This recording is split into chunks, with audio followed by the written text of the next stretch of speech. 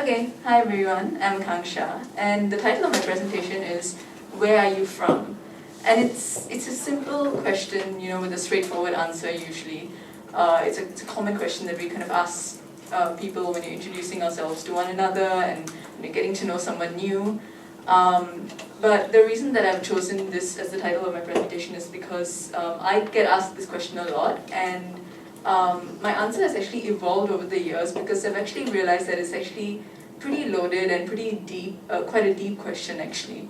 And I think it's really important for all of us to ask ourselves this question, especially now when we kind of know that the world is a much different world than it used to be, like even just 5-10 years ago. It's a world that's really, there's a lot of violence going on in the world, a lot of misunderstanding, a lot of war and conflict. So it's really important to understand where you come from, and where you come from, not just where's your family from, but what is the history of the country that you're from, or what is the history of the kind of relations between the different countries that surround your country. So all of this is really important to think about, and it is actually a very deep question to me. So a little bit about me is that I'm Singaporean, but I was born in India, and I moved to Singapore when I was 8 years old. But this is something that over the years I've actually hesitated to share with people about, which might be surprising because it's my story. I'm comfortable with it. I should be able to be honest about it. But it's something that I've hesitated sharing with people about because I found that a lot of times it actually ends up leading to more misunderstandings than understandings, because when I share that I was born in India and I moved to Singapore, I find that people, or maybe people who have stayed in one place for a very long time, they cannot quite grasp the concept of living in two different countries, and so they try to place me in a certain cultural box. So they will either treat me like I know very little about Singapore, and they kind of like teach me about Singapore even though I've lived here for 20 years of my life. Or they like ask me questions, like as if I am still living in India. Like, so what's the weather like there now? Which I haven't lived there for so many years, so I can't really answer those questions. I find that people tend to view people in boxes, which brings me to my first point, which is that humans are in boxes. We have many different sides to us. There are many different aspects to us, and it's a bit unfair to try to assume that we are a certain way because of a certain part of us.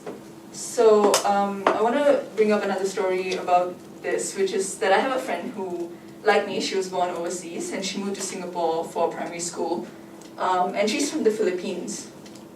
And for those of you who may not be familiar, in Singapore,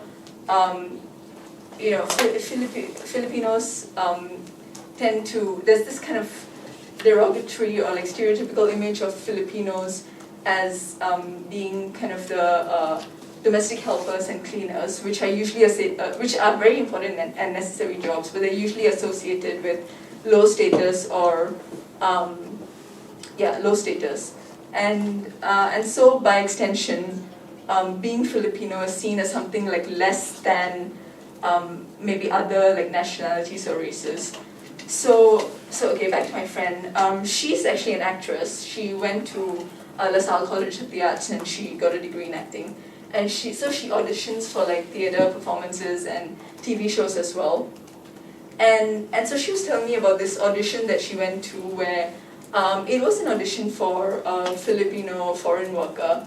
And so she went for this audition, and then she was she did her lines, and then she was told that she's a little bit too pretty to be a Filipino foreign worker. And she was like, she asked them like, what do you mean by that? And then they said that you need to make yourself look a little bit less, make yourself look a little bit more ugly or a little bit more dirty in order to take on this role. And so she was very, very disillusioned by that. and so she ended up turning down that role. So yeah, I use the story to emphasize the point about recognizing that there are more sides to a certain culture or a certain person, not just limited to where they came from. So okay, so the next point that I want to bring up, which is kind of connected to that, is to stay curious about unfamiliar cultures that are unfamiliar to you.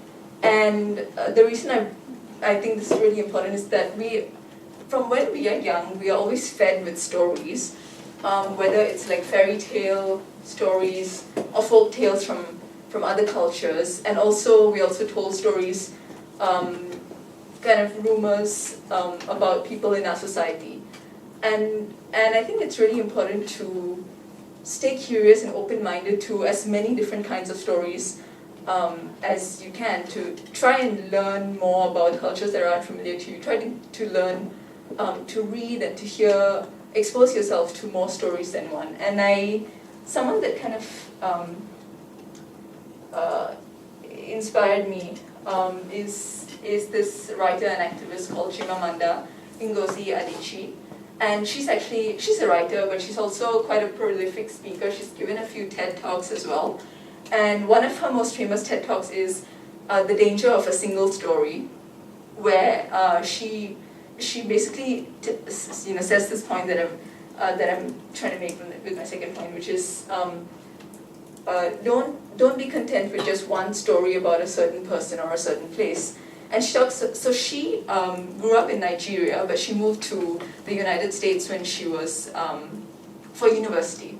And so she talks about how she had certain stories that she was told when she was in Nigeria about the States and about the region, the kind of American region. And so when she was in the States, she took a trip to Mexico, and the kind of stories that she had heard about Mexico was, especially while she was living in the States, was that Mexicans are untrustworthy, Mexicans are thieves and drug lords, and they're always out to get you. But then when she went there, she realized that it was very different from that. Mexicans came from like all kind of walks of lives, and so she realized that there were actually more stories about Mexicans than she had been exposed to. So yeah, that goes to show the importance of staying open and staying curious to other cultures.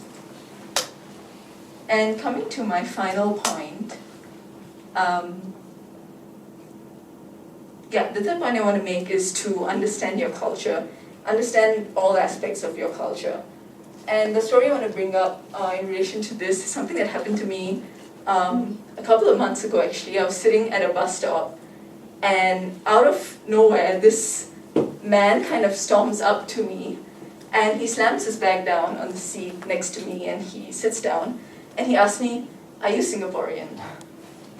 And I'm used to this conversation. I had this question asked of me a lot, so I just say, "Yes, I am," and I just leave it at that because I don't want to go into the whole explanation. So anyway, he says, "Okay, so just now there was someone at the corner of the bus stop who was talking on their phone very loudly, and he started complaining about this person. And then he started to emphasize the fact that this person did not look Singaporean. And he kept harping on this, and he said that these foreigners don't understand our culture. They don't understand how to behave in Singapore." And I was just wondering whether being noisy on the phone is something that is non-Singaporean. How is that a kind of cultural marker or national marker of identity?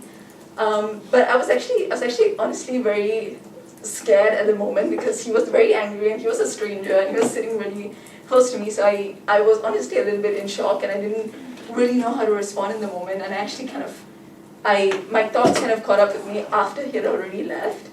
But I was thinking about what I would respond to him if I had more presence of mind in the moment. And I realized that what I wanted to say to him was that do you really understand the history of Singapore? Because for those of you who are from Singapore, you know that it is built Singapore has been built by people from all walks of life, like, you know, for centuries.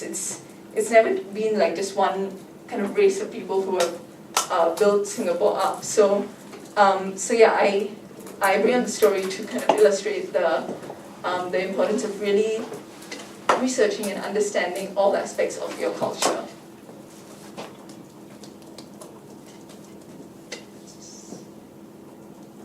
Yeah, so to reiterate, I think this is also, all the points that are brought up are really important, especially in today's world where, you know, post-COVID, even though in many ways we are a very progressive society, we're a very, very globalized world, but we still see like an increased number of, you know, attacks based on perceived differences, perceived cultural, you know, markers of identity, like especially, you know, you hear a lot from Western countries, people who look East Asian get attacked, you know, it's like innumerable cases of people getting attacked because of the way they look, because they are assumed to be the carriers of COVID or the people who instigated the disease. And of course, yeah, we have wars going on as well. So this kind of reiterates my main point, which is to understand where you're coming from. Yeah, thank you.